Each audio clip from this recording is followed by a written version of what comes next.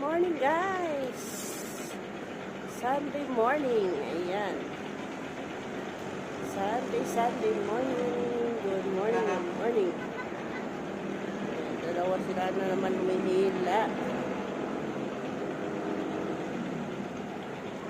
Ayan, isa lang hinihila nila ngayon. Pero malaki. Yung puno ng karga. May tao. Ano ba yan? Parang lupa.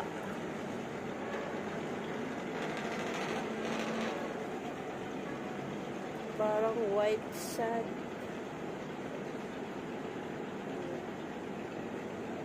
Palusot na doon.